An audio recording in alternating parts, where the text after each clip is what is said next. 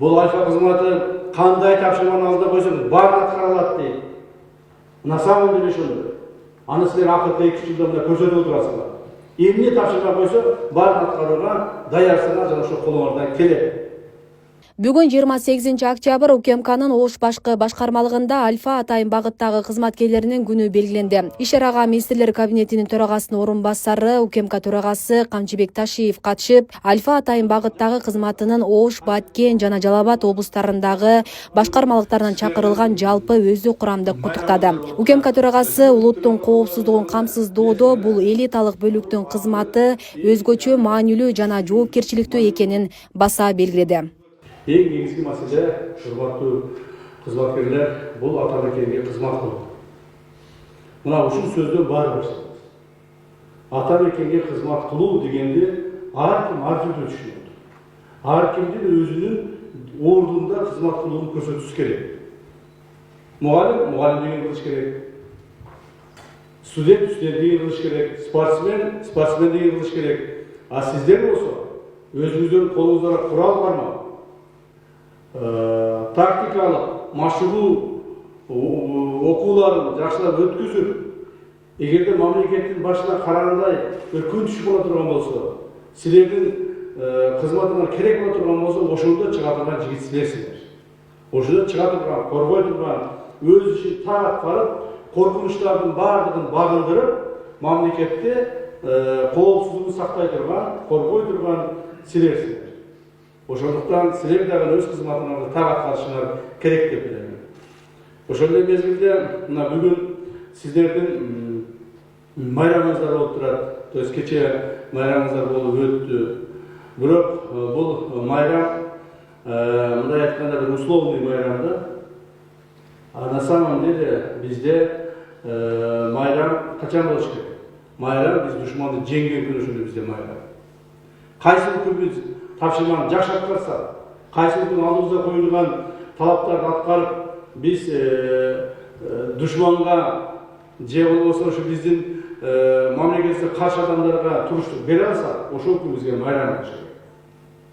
Ал эми ушу сиздердин жумушуңарды жеңилдетиш үчүн, мүмкүнчүлүгүн арттырыш үчүн, силердин социалдык жакта силерди коргоо үчүн мамлекет тарабынан баардык күч-аракеттер жумшалып.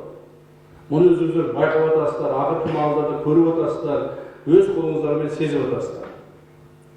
Иштеген, жашаған жерлеріміз, минген машиналарымыз, кийген киімдеріміз, қолданған қаражаттарымыз, бұның барлығы ошо сіздер сезіп көріп тұрған мәселелер.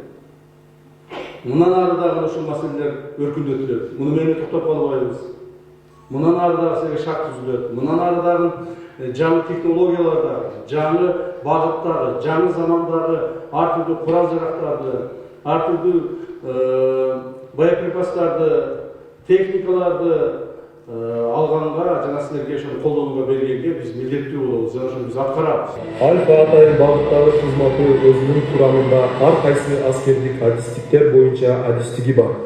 Күнүмдүк ишмердүүлүгүндө жогорку деңгээлдеги тобокелдикке, физикалык жана моралдык Альфа улуттук коопсуздукту камсыздоо, конституциялык түзүлүштү бузууга жол бербөө, террордук, экстремисттик жана массалык башаламандык аракеттерин алдын алуу жана бөгөт коюу, барымтадагыларды бошотуу сыяктуу оор операцияларды жүргүзүп келет. Бүгүнкү иш-чарада Альфа кызматынын 33 жылда басып өткөн жолу, жетишкен ийгиликтери, кызматкерлердин милдеттери жана аларга түзүлүп жаткан шарттар боюнча видео тасма көрсөтүлдү. Ошондой эле кызмат учурунда каза болгон аскерлердин эрдиктери да эскерилген. Лейтенант Бабараимов Жеңишбек Ташболтаевич 2011 жылдын 5 январында курман болгон. Полковник Ниязбеков Усенбек Ниязбекович 2019 жылдын 7 августунда курман болгон. Алар өздөрүнүн кызматташтарынын элесинде түбөлүккө сакталып калышкан.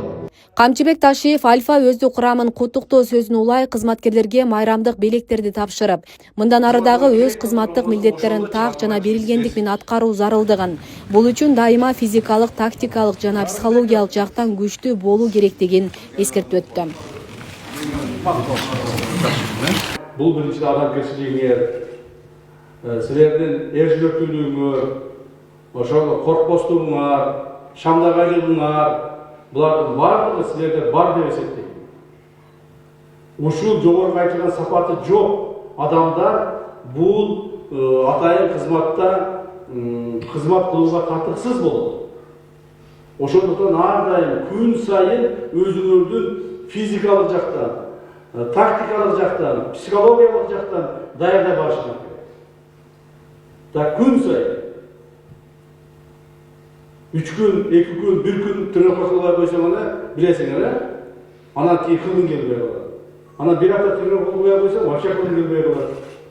1 ай кылбай койсоң, анда вообще унутуп саласың баарын.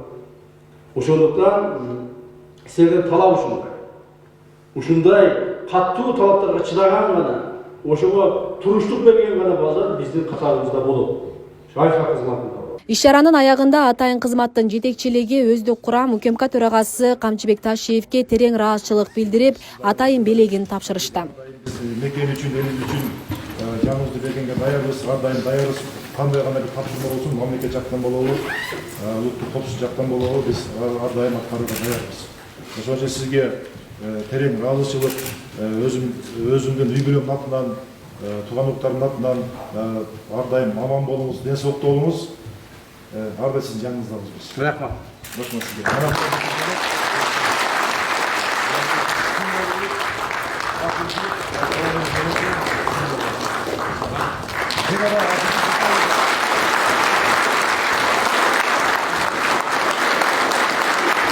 Малым болгондой кечээ 27 октябрь Жалал Абад облусунда улуттук коопсуздук мамлекеттик комитетинин Альфа атайын багыттагы кызматынын жаңы окуу машыгуу борборунун расмий ачылыш аземи болуп өткөн. Ага президент Садыр Жапаров жана УКМКнын төрагасы Камчыбек Ташиев катышкан. Белгилей кетсек, улуттук коопсуздук комитетинин Альфа атайын багыттагы кызматы 1992 жылдын 27 октябрында түзүлгөн. Быйыл Альфа атайын багыттагы кызматынын түзүлгөндүгүнө 33 жыл толду.